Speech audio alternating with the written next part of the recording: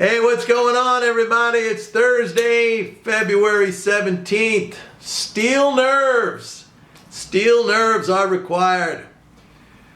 Folks, I try to keep on an even keel emotionally. I mean, that's one of the things I learned in my many years of trading. Like, you cannot get emotional. You have to stay on an even keel. But I have to be honest with you that all this war talk stuff I find it really disturbing and unsettling.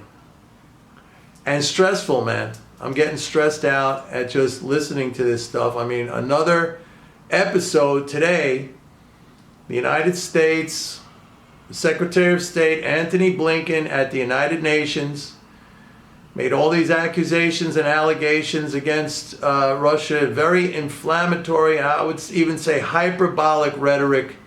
You know, Russia's going to commit a false flag chemical attack, or they're going to stage some other kind of attack, or some fake mass grave, or some pretext without any evidence or substantiation. Blinken went on to say that Russia is a threat to every country in the world, which is absolutely, I mean, that's just a crazy hyperbolic statement. That is a super inflammatory statement. I mean, as an American, I just find this shameful. I mean, it's just like, here's a country. I mean, how many countries did we invade? Iraq on a pretext of weapons of mass destruction. Afghanistan, Syria, supporting the war in Yemen, Libya. You know, how many regimes have we overthrown? I mean, it's just, it is hypocrisy to the highest order.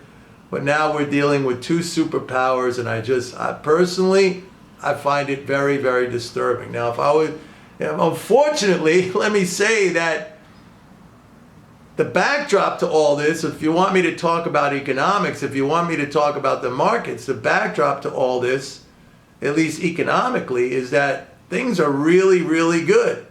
I mean, we have very strong fiscal flows right now. Corporate profits are surging. You know, pricing power of companies is like, we've practically never seen this before. We're going to have a huge first quarter in terms of corporate profits. Market psychology, understandably now, is really negative. This week's AAII weekly sentiment survey, bullish sentiment was down to like 19.5%. That is the lowest in 6 years. Bearish sentiment, obviously very high. If you look at put volume today, it was off the charts, man. And look, you know, I can't blame people.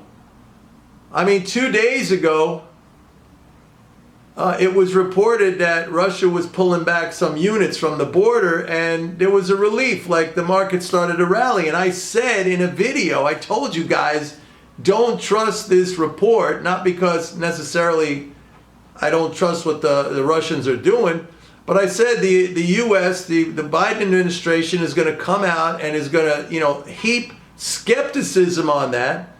It's going to continue to pour gasoline on the fire and inflame the situation.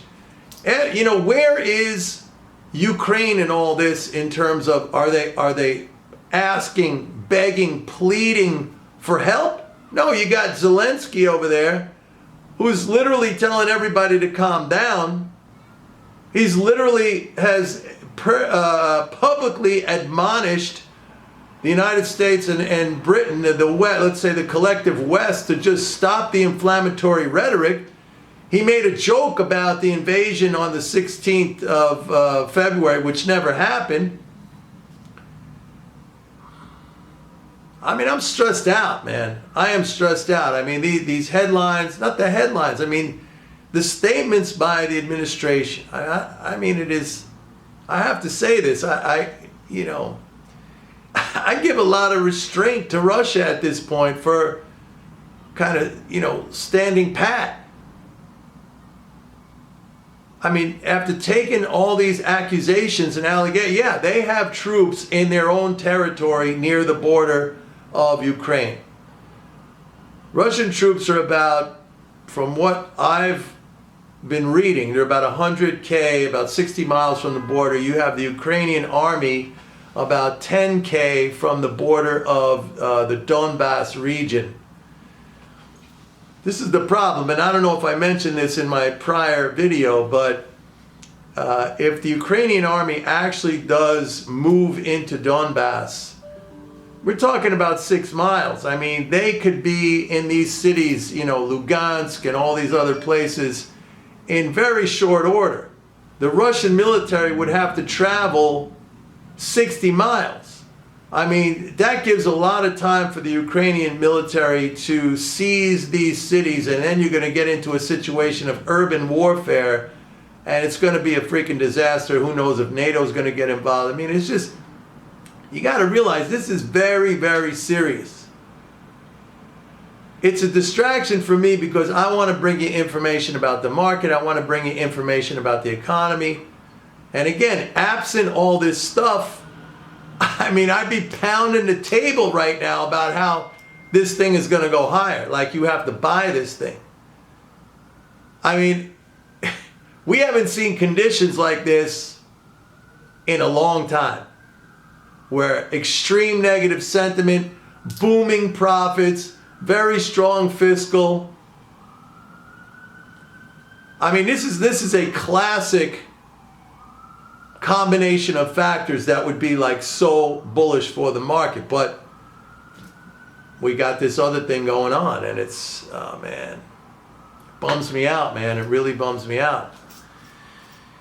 I can't listen to it anymore. I can't watch the headlines anymore. I'm trying to focus on economics. I'm trying to focus on the markets. But there's not much else I could say. I do think that the U.S. is not going to tone down the rhetoric. I'm not sure what the strategy is here. Maybe they feel that by, you know, being so hyperbolic and inflammatory, that's going to keep the Russians from doing anything. So in a sense, the strategy is to kind of win the war, if you will, or to win the conflict without ever having an actual military conflict, like through this kind of info war strategy. I mean, that might be it, and maybe that's a good thing. But the markets certainly don't like it, and investors certainly don't like it, and I could understand that. I could totally understand that. I mean, I got like a knot in my stomach, like listening to this stuff. I mean, let it, you know, everything is cool right now. There's no war going on. Russia has repeated, and again, you could take their word for it, or you could say, you know, they're liars or whatever. But nothing is happening right now other than Russian troops on its own territory.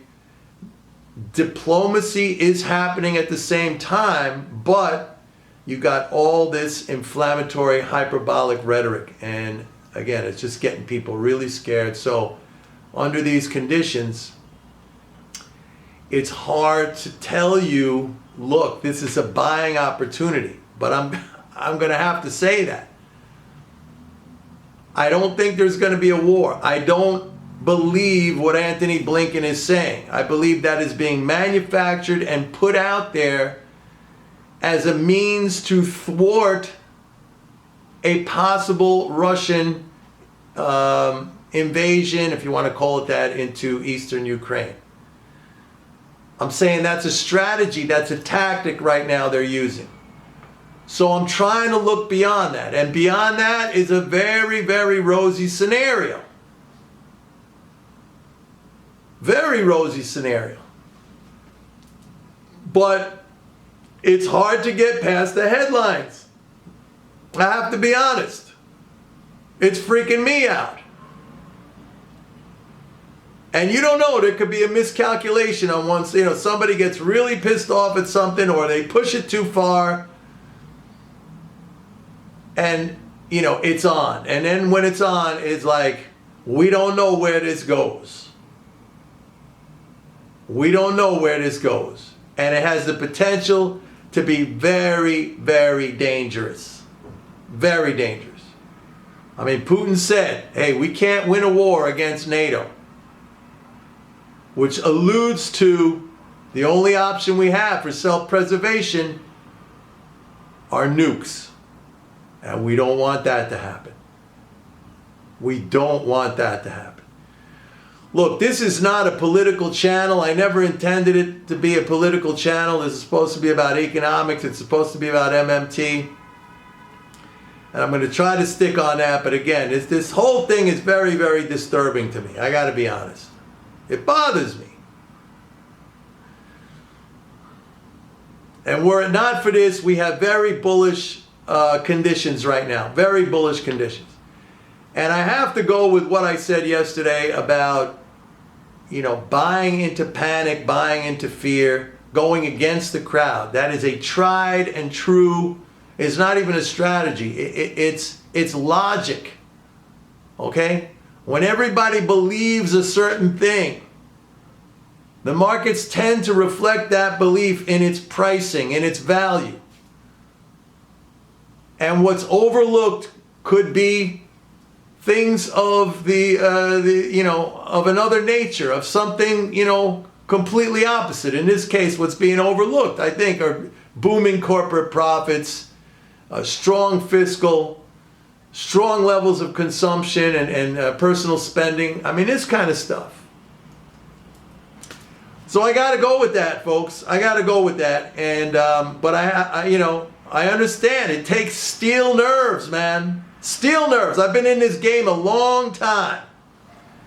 And I've learned how to, keep my emotions on an even keel. But it's hard. It's really hard. All right, that's it for today, folks. Don't forget, if you want to check out my report, MMT Trader, go to my website, pitbulleconomics.com. Sign up for a 30-day free trial. See everybody tomorrow. Bye.